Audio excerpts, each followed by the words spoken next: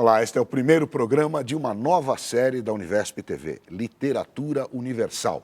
Aqui nós vamos falar sobre alguns dos livros mais importantes já escritos. São livros que carregam informações sobre as culturas que formaram a nossa civilização e a arte de narrar fatos, pensamentos, lendas, atos heróicos e tradições, que foi se modificando com o passar do tempo. Para iniciar esta série, escolhemos os textos mais antigos já encontrados que falam sobre a civilização ocidental.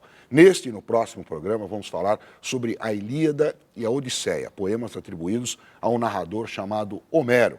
E quem vai nos orientar sobre esses livros é o André Malta, que é professor de Língua e Literatura Grega da Universidade de São Paulo. Como o primeiro texto conhecido de Homero é a Ilíada, nós vamos começar por ele, tá bom, professor? Claro. Então vamos lá. Primeiro eu queria fazer a seguinte pergunta. Homero realmente existiu? É relevante a gente falar se ele existiu ou não? É uma questão importante hoje para quem estuda Homero, saber se o Homero existiu, como os poemas foram compostos. São problemas que podem afetar, inclusive, a nossa leitura do poema e a interpretação dele. Eu acho que a gente pode dizer inicialmente que o que você disse aí na abertura do programa, os mais antigos poemas já escritos, já é um problema em relação a Homero, porque certamente Homero não escreveu nem a Ilíada nem a Odisseia. Tenha ele existido ou não, esses poemas, a gente sabe, foram compostos oralmente. E isso representa uma grande diferença em relação às outras obras universais e clássicos da literatura mundial. Ele não escreveu os poemas, quer dizer, essas histórias não eram contadas, não eram histórias que vinham da tradição oral. Primeiro a gente tinha que explicar, queria que você explicasse quando se deu essa história que ele narra na Ilíada, e ele veio contar isso depois. Mas ele não foi ele quem escreveu os versos, quem compôs os versos da forma como foram compostos? Então, a Guerra de Troia a gente imagina pelas escavações feitas lá no norte da Turquia, onde ficaria o sítio de Troia. A guerra deve ter acontecido por volta do século XII a.C. Então, portanto, a gente tem que imaginar uma tradição de poesia oral que se formou a partir, que já existia antes, mas que recuperou esses eventos para narrá-los em forma de poesia. E isso certamente foi sendo constituído ao longo de séculos, numa linguagem muito sofisticada e muito artificial, poética, que talvez tenha culminado na formatação dos poemas como a gente conhece hoje, feita supostamente por um poeta cego chamado Homero. Ele seria cego? Ele seria cego. Na tradição, né, desde os gregos, imagina-se um poeta cego. A gente tem informações concretas sobre a existência desse poeta? Não. A gente sabe que os gregos gostavam de imaginar essa figura do autor Homero, né, uma figura itinerante, humilde, que saía pela Grécia cantando os seus poemas. Mas o fato é que os estudos modernos mostram para a gente que a existência dessa longa tradição oral torna pouco relevante a presença de um grande gênio autoral que transforma e que cria, a partir da sua própria mente, os grandes poemas. Tá. O que isso quer dizer? Quer dizer que a tradição talvez seja muito mais importante do que a presença, se é que ela de fato aconteceu, de um determinado poeta. Foram cantores, ao longo de séculos, que foram construindo esses poemas, que são poemas muito extensos, muito complicados. A gente tem quase 27 mil versos, aí somando a Ilíada com a Odisseia. Sim. É muita coisa para um homem só. E é uma estrutura que, quando examinada assim, nos seus detalhes, ela deixa marcas claras, né, de uma produção oral, porque ela é, sobretudo, marcada por muitas repetições. E algumas contradições também, não? Algumas contradições. Então, tudo isso, os estudiosos investigaram, são marcas que nos levam a admitir hoje que Homero, a poesia homérica, é fruto de uma produção oral que, claro, em determinado momento foi posta por escrito para a gente poder ler hoje o nosso Homero. Bom, a escrita surgiu na Grécia muito tempo depois desse ano 1100, sei lá. Na época da Guerra de Troia havia uma escrita chamada linear B. É um silabário difícil, complicado, e que, segundo os especialistas, tinha uma utilização basicamente burocrática. Você usava aquela escrita, porque ela era muito difícil, simplesmente para fazer anotações, listas, né, para o controle ali administrativo. Então, certamente o linear B não poderia ter sido empregado para redigir um poema da extensão da Ilíada e da Odisseia. O alfabeto foi introduzido na Grécia por volta do século VIII a.C. Por causa dessa data, muita gente imagina que se o Homero existiu, ele pôs por escrito esses poemas da tradição oral nesse momento. Ano 800. 800, 700 a.C. Mas, se a gente pegar a literatura grega, as informações que a gente tem dos próprios gregos a respeito do Homero, a gente vê que a relação deles com os textos ainda era, como a gente diz, aural, né? Era de ouvido. Tá. Eles não estavam lendo Homero, eles estavam ouvindo recitações dos poemas, memorizando trechos dos poemas e fazendo eles mesmos sua própria recitação. Então tá, a Ilíada. É importante ler a Ilíada? Por que é importante ler a Ilíada? Bom, eu acho que vale a pena ler a Ilíada hoje, primeiro porque é poesia de primeira. O poema, enquanto poema, ele é maravilhoso, tá, né? Tem as características de todo grande poema. Sonoridade, grandes formulações, profundidade psicológica, uma capacidade narrativa impressionante. Então, a história que é contada, a maneira como ele conta essa história, os personagens que ele traz para contar essa história e, formalmente, a maneira como ele constrói os versos, tudo isso faz com que qualquer leitor que consiga superar a barreira inicial, né, que nos separa de um poema escrito há tanto tempo, numa outra cultura, quem conseguir superar essa barreira consegue desfrutar da leitura da Ilíada. Isso aí que você falou é interessante, quer dizer, a barreira inicial, né? Como é que a gente supera? Você tem que se dedicar a ler, vamos entender a língua dele, porque aí você tem que aprender a língua do poeta, é isso por um tempo ali no poema. Isso, na verdade você tem que se familiarizar com o linguajar do Homero e com o universo de referências da poesia homérica. Então, a primeira barreira, assim, evidente para a gente, a mitologia. Então, existe, além das figuras humanas, né, das figuras heróicas, existem uma série de deuses, né, que povoam esse universo, que se relacionam com os heróis. A gente não conhece, nós, hoje, né, não estamos familiarizados com esses nomes, com as esferas de atuação de cada um desses deuses, por que eles agem dessa maneira, por que eles interferem. Então, tudo isso que era muito natural para os gregos é estranho para a gente. É preciso, então, um tempo para a gente se familiarizar um pouco com isso e a maneira como ele quer contar a sua história. Se a gente vence essa barreira, a gente tem uma outra barreira que é essa do estilo do Homero, de que eu falei. Quer dizer, tem muita repetição, ele gosta muito de fazer digressão. Ele está contando uma coisa, ele vai dar uma volta, vai falar de outra, para ele voltar e continuar com o fio do raciocínio. Então, há marcas próprias do estilo da épica grega que também são um pouco estranhas para a nossa sensibilidade hoje. A partir do momento que a gente consegue se acostumar um pouco mais com essas características, a gente começa a embarcar na narrativa e gostar de ler Homero. Sei. Bom, então vamos falar sobre a Ilíada mesmo. O que ela conta? Ela conta, quer dizer, se é o primeiro texto mais antigo que a gente tem da civilização ocidental, ela conta, a partir dele a gente tem ideia de como viviam os gregos, ou aqueus, ou sei lá, as tribos que viviam naquela época ali, onde hoje a gente chama Grécia, né?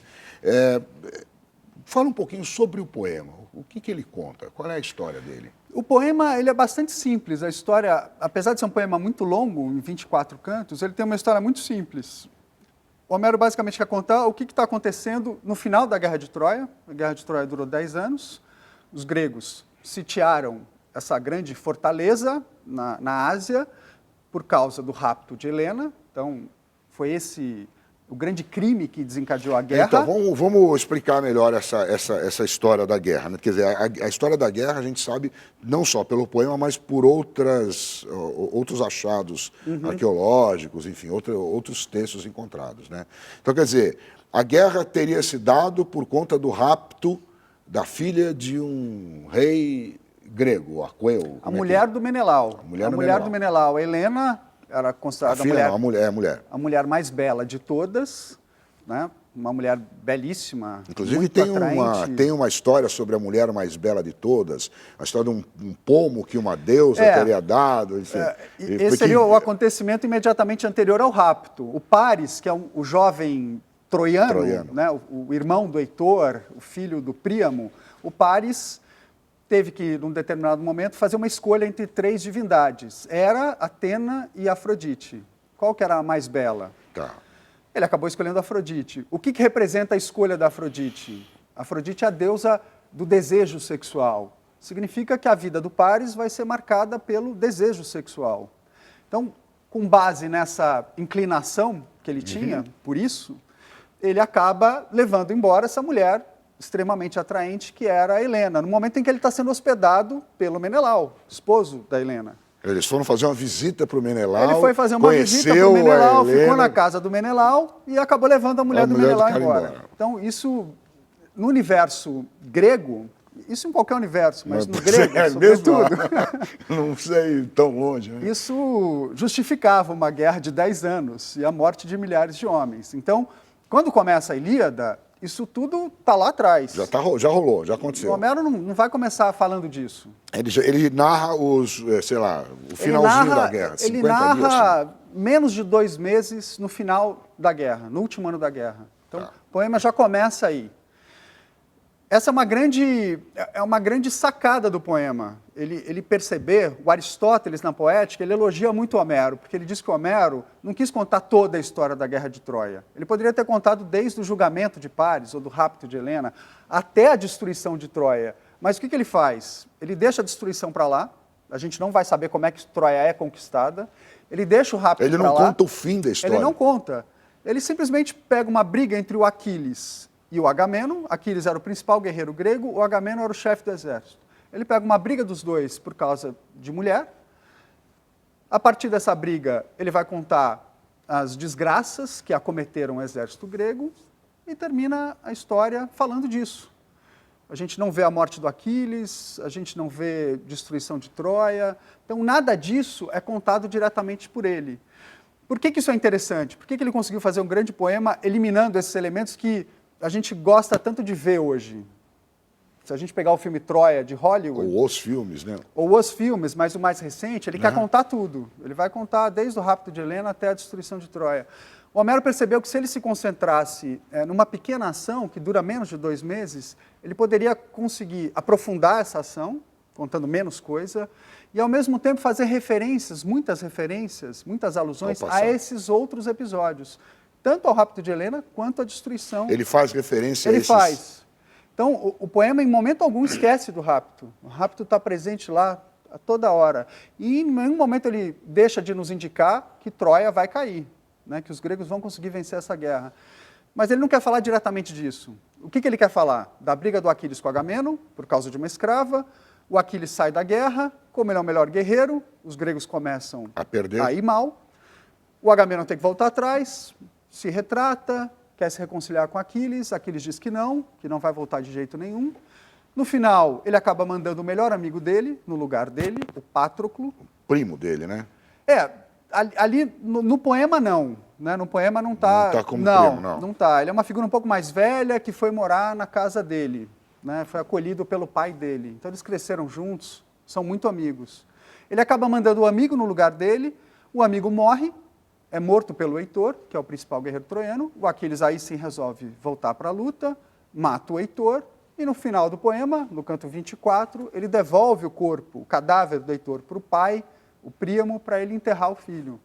E aí está toda a cultura grega colocada aí, né? Quer dizer, a história de enterrar os mortos, de não enterrar, aí, do morto insepulto. Todos os valores, orientações sobre conduta, nas mais variadas esferas, tudo para os gregos estava aí no Homero. Então, a Ilíada... O Agamemnon roubar a escrava do Aquiles, o Aquiles ficar irado, mandar o primo, entregou as armas. Essa história das armas também interessante, porque na guerra, na época lá, quando você matava um oponente, você pegava as armas dele, né? Sim, a partir do canto 16, que é o canto que narra a morte do Patroclo, essa questão vai crescendo. A gente chama isso de... é o tema da mutilação do cadáver. Na verdade, eles faziam duas coisas. A primeira delas era sempre que matavam um inimigo, tentar tirar as armas dele, então levar embora, né? É uma maneira de você não só adquirir uma riqueza, mas mostrar muito claramente a sua vitória. E há um outro movimento que o Homero explora muito em relação ao Aquiles, que é a vontade de você aniquilar o cadáver do seu inimigo. Você não está satisfeito em ter matado o seu inimigo, você quer destroçar o cadáver dele, que constituía, segundo a ótica do poema, um grande crime. Basicamente, todos os guerreiros querem fazer um pouco isso, mas ninguém faz. Quem acaba fazendo isso é o Aquiles. Por quê? Porque ele tem um ódio infinito pelo Heitor, que matou o Pátroco. Então ele consegue pegar o cadáver do Heitor, ele leva para a cabana dele, todo dia, o Homero diz para a gente, ele amarra o cadáver do Heitor na charrete dele, na carruagem dele, e fica dando voltas em volta da tumba do Pátroco, onde o Pátroco tinha sido enterrado, simplesmente para dar vazão a esse ódio dele, por esse guerreiro que ele já matou, e que ele deveria ter devolvido para o pai para ser enterrado, porque era preciso que os guerreiros recebessem as honras fúnebres. As honras fúnebres, né? Enfim, tinha toda aquela história de que eles vão para um determinado lugar depois da morte, enfim, teriam que fazer as honras para que eles fossem em paz. Exatamente, porque a alma se desprende do corpo na hora que eles morrem e ela precisa fazer essa transição para o Hades, que é a casa dos mortos. Então eles só conseguem fazer isso depois que eles recebem as honras fúnebres. Interessante, quer dizer, a cultura grega está bem colocada aí, dá para você ter uma ideia de como viviam os gregos lendo a Ilíada. Sim, e serve como instrução. Para os gregos, a Ilíada era uma bíblia. As mais variadas informações, desde essa mais moral, de comportamento e conduta, até como tratar seu pai, como fazer uma pescaria, como conduzir um exército. Como não pegar a mulher do próximo. Como não pegar a mulher do próximo. Por que não pegar a mulher do próximo? Então, o poema era muito importante para eles. Tinha um valor que vai muito além do valor de qualquer poema para a gente hoje, de um grande poeta. Porque realmente era onde estava reunido tudo que era importante ali para eles refletirem sobre a vida. Vamos fazer um intervalo rápido aqui, depois a gente volta para conversar. Quer dizer, não era só para os gregos que esse poema era importante, foi importante durante muitos séculos, né? Vamos fazer o nosso intervalo rápido, voltamos daqui a pouquinho com mais informações sobre a Ilíada, neste primeiro programa da série Literatura Universal. Até já.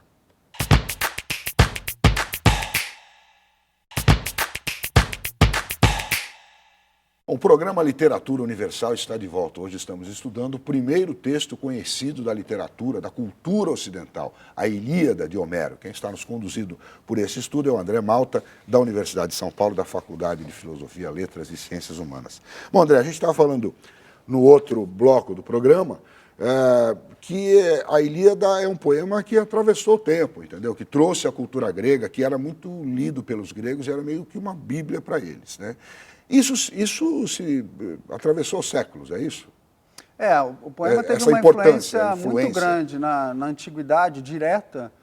Se a gente lê uma epopeia como a Eneida, do Virgílio, que foi composta 7 séculos depois da poesia homérica, a gente vê que lá na Eneida, o que o Virgílio está tentando fazer? Uma fusão da Ilíada com a Odisseia. Ele está contando uma história que é muito claramente, para quem conhece a poesia homérica e está lendo o Virgílio, uma fusão, né? Uma tentativa de imitar, recriar, reelaborar os elementos que estão lá presentes na poesia homérica. Então, o Enéas, que é o herói principal da Eneida, é uma mistura de um Aquiles, da Ilíada, com um Odisseu da Odisseia. Só para dar uma informação, o Virgílio era um poeta romano, é isso? O Virgílio era um poeta romano, escrevendo em latim. Queria contar as proezas heróicas de Roma, né? Sim, é um poema totalmente marcado pela ideologia do Império, né, do Augusto. Então ele queria propagar, louvar a grandeza desse Império.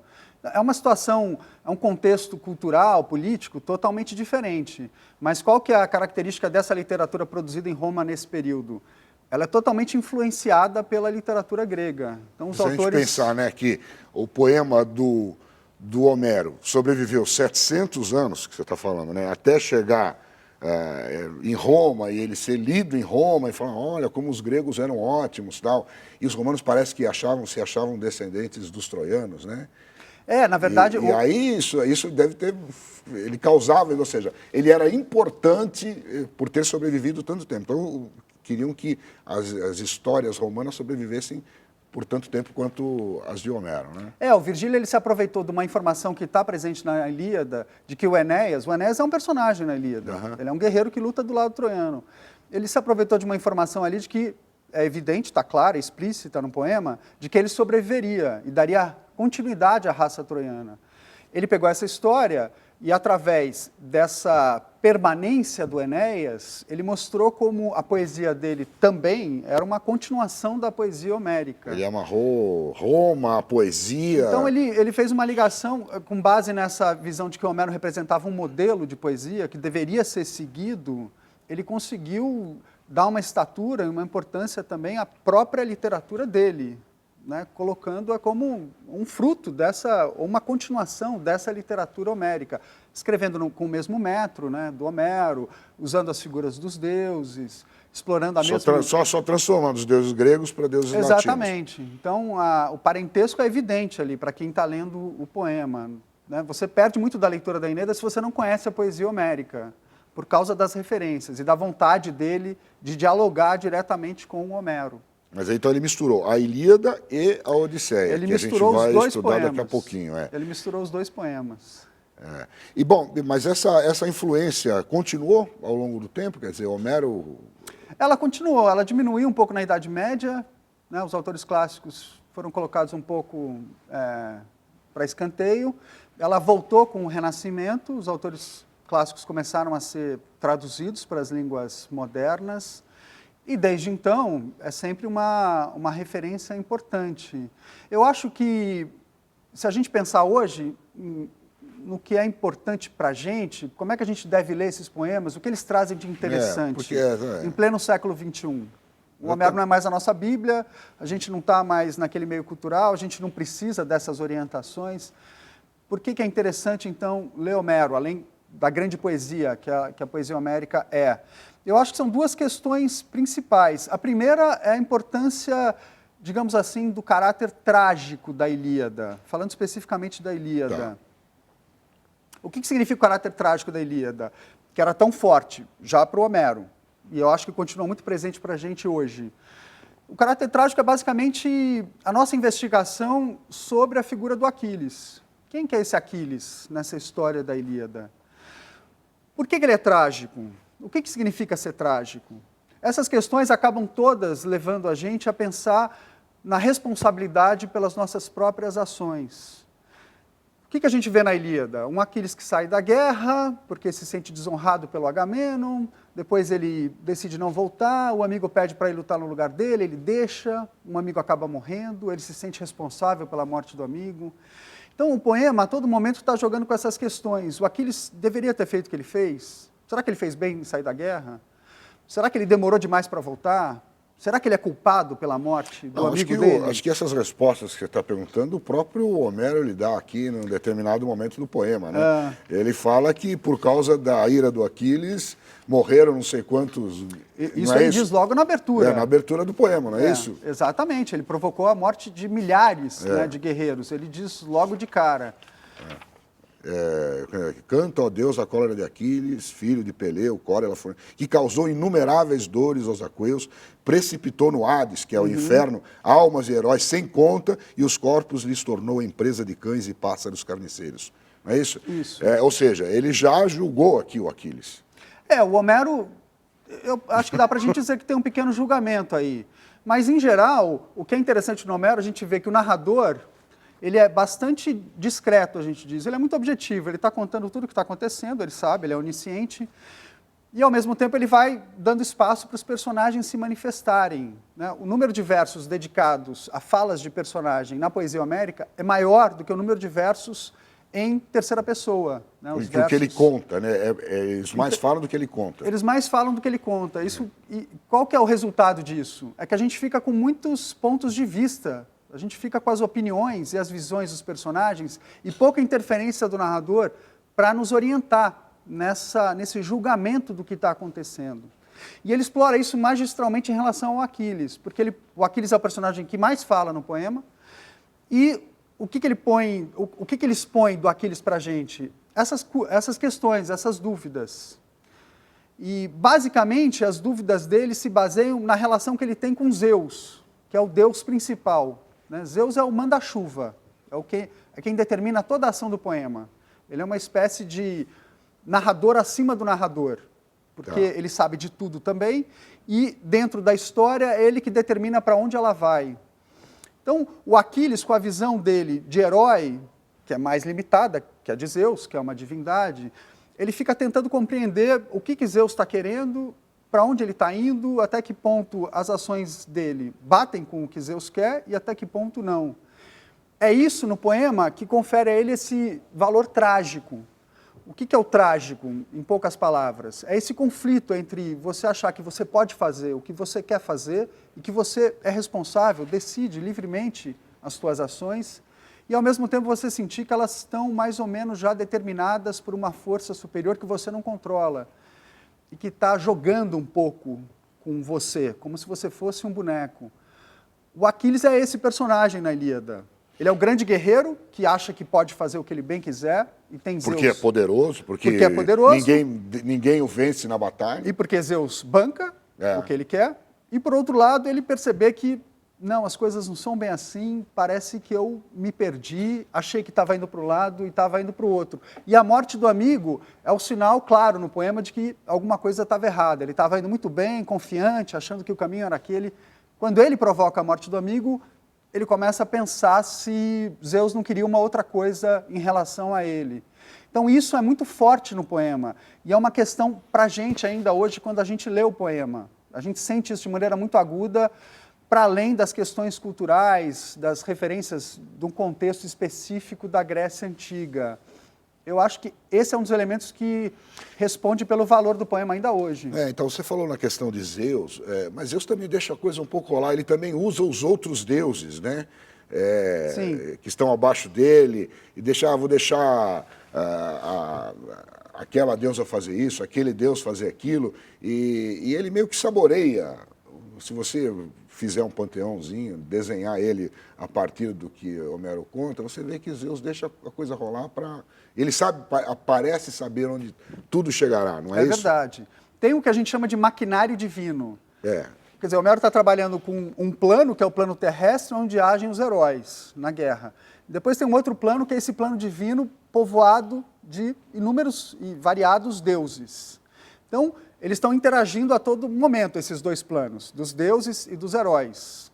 E os deuses também tomam partido. Então, há deuses pró-troianos e há deuses pró-gregos. Zeus deixa rolar. Ele deixa os deuses agirem, tentarem favorecer um herói, outro herói. Mas, no final das contas, ele sempre interfere. Né? Quando ele acha que a coisa está saindo do seu controle, ele interfere, dá ordem para os deuses, dizendo que tem que ser desse jeito, eu quero que seja assim, assim é justo. Então, por isso que ele é um personagem tão importante na narrativa, e por isso que é importante a gente pensar a atuação do protagonista, que é o Aquiles, em função dessa vontade de Zeus, que está aí na abertura do poema. Né? Nesses primeiros versos, ele fala que a vontade de Zeus estava sendo cumprida nessa batalha. Ou seja, para os gregos o poema era a vontade de Zeus. Mas o que é instigante na Ilíada é que a gente não sabe qual era a vontade de Zeus. Ou como é que Zeus construiu essa ação. Isso é um grande ponto de interrogação na nossa leitura. Isso enriquece muito a Ilíada. Quer dizer, ali o que ele está colocando é a moral da época, né? Exatamente. É uma lição de moral para quem vivia naquela época, tá certo? Não é isso? Exatamente. Falou, é um código de comportamento. Aqui eles iam buscar como se comportar, o que era moral, o que não era, o que não era moral, o que é bom, o que não, o que é justo, o que não é justo. Assim, pelo comportamento de Zeus. Quer dizer, às vezes a gente quer uma coisa que acha justa e no fim aquele ato que você tomou vai resultar numa coisa injusta, né? A cólera do Aquiles, que aparentemente era justa, resulta na morte de um monte de gente, que é uma injustiça, tá certo? Exatamente. Não é isso? Isso. Eu acho que é isso, com certeza o poema é isso, e ele está pensando a todo momento a respeito disso. O mais interessante é, no final das contas, ele nunca se reduzia a uma visão simplesmente moralista. Ou seja, não há bem e mal no poema. Os gregos não são os bonzinhos e os troianos não são os vilões. Todo mundo faz maldade ali. Todo mundo faz coisas boas e más. Não há um julgamento direto da parte do narrador. O narrador não está, olha, isso aqui está errado. Ele não fica recriminando, nem elogiando os personagens. Então, a riqueza do poema decorre em grande parte disso. As coisas ficam um pouco em aberto ali, em suspenso. Você sabe que há um elemento moral muito forte, mas você não consegue bater o martelo e falar, ó, o Homero diz que isso é errado. O Homero diz que isso. Então, isso é bonito no poema e... Bom, agora tem uma questão que é a seguinte, qual poema ler? Porque a gente tem muita tradução, né? Quer dizer, quem não lê em grego, né? Quem tem a barreira do idioma grego, vai ler como? Você trouxe algum material que a gente pudesse indicar para as pessoas? Eu trouxe essa publicação mais recente aqui no Brasil, que é a tradução portuguesa do Frederico Lourenço, é um helenista lá de Portugal, que saiu pela coleção Penguin Companhia das Letras. Penguin Companhia das Letras. Agora, em fevereiro. Acabou de sair. Então, vamos dar uma olhadinha aqui. Ele está em versos? É uma tradução em verso livre. Vamos ver. Bastante... Tem uma introdução bastante grande. Tem uma ótima introdução, tem glossário, tem os mapas. Tem mapas. Mostra como é que era a época homérica. Né, qual é a Grécia que ele narra, não é isso? Isso, para você se situar um pouco nas localidades. O mapa é importante na Ilíada, mais importante ainda na Odisseia, quando ele fala das viagens. Muito, a gente vai falar isso no próximo programa. Então, e aí ele tem uma tradução livre, porque teve muita gente que tentou fazer versos, não os versos do tempo de Homero, mas versos assim com uma métrica, né? Que Homero fez versos lá da época dos gregos, né? O Homero escrevia em hexâmetros, é o nome do metro do Homero. 14, 16, não é isso? Sílabas. E teve muita gente que tentou traduzir para versos alexandrinos, outro tipo de versos. E aí você mutila um pouco o poema, né? A tradução em verso, ela tem o mérito de tentar recuperar o aspecto poético, sonoro, que é muito presente na poesia homérica. Essa tradução é uma tradução em verso, mas ela não é metrificada. Então, o que ela consegue, deixando de lado o metro? Ela consegue maior clareza, maior fluência. Então, você lê quase como se fosse prosa. Entendi. E é bom, porque o Homero tem um elemento narrativo, né, muito evidente. Ele está contando uma história com vários acontecimentos. Então, existe uma fluência que a prosa, ou uma tradução em verso livre próxima da prosa, consegue recuperar. Por outro lado, as traduções em verso, que são muito boas, e a gente tem uma tradição que vem desde o Odorico Mendes, pelo menos lá no século XIX, elas são mais difíceis, mais elaboradas, mais intrincadas, mas tem a vantagem de tentar recuperar o aspecto propriamente poético do Homero, né, do grande criador. Eu acho que para quem está iniciando uma leitura da poesia homérica, tá, se aventurando pela primeira vez nesse universo, é bom pegar uma tradução em prosa ou uma tradução como essa, em verso livre, que é bastante... Uma tradução em prosa como essa que eu tenho aqui, que geralmente é feita a partir de outra língua, né? Essa que eu tenho aqui é uma tradução, é um livro bastante antigo, cuja tradução vem do francês. Isso, é uma tradução do Otávio Mendes Cajado, Exato. Em prosa, excelente, porque é feita a partir de uma excelente tradução francesa, do grego. Eu li um pouco da Ilíada, né? Mas é bastante interessante, quer dizer. Então, quer dizer, é melhor para quem está começando. Aí depois, se quiser seguir estudando o poema, vai lá e pega aquelas traduções mais poéticas mesmo, que Isso, buscam a gente tem poéticas, a gente tem a tradução do Odorico Mendes, do século XIX, que é bem difícil. A gente tem, no século XX, a tradução do Carlos Alberto Nunes. Tá. Todos traduziram os 2 poemas. E a gente tem, do final do século XX e agora começo do século XXI, a tradução da Ilíada do Haroldo de Campos e a tradução da Odisseia do Trajano Vieira, que é professor de grego lá na Unicamp. Então, as duas no mesmo espírito, da recriação poética, dos moldes... Da busca da métrica, do ritmo das frases. Com metro, com muitas ousadias. Então, são traduções bonitas, mas eu diria que para quem já está mais familiarizado com o universo do Homero e quer desfrutar um pouco do caráter propriamente poético. Bom, professor, muito obrigado pela sua aula aqui de Ilíada. Obrigado. Mas eu vou pedir para você falar um pouquinho sobre Homero no nosso próximo programa. Com prazer. Voltar aqui e falar mais sobre Homero e falar sobre a Odisseia, a viagem do Ulisses, ou Odisseu, né? Então vamos lá, vamos terminar o nosso programa de hoje, nosso primeiro programa da série Literatura Universal termina aqui, e no próximo nós vamos falar sobre o outro texto de Homero que relata o pensamento das pessoas que viveram aproximadamente 1100, 1200 anos antes de Cristo, a Odisseia. A viagem de Ulisses, ou Odisseu, depois do final da Guerra de Troia, que é essa que a gente conversou aqui. E as aventuras que ele viveu por 10 anos, perdido no mar, buscando o caminho de casa. Até lá, então.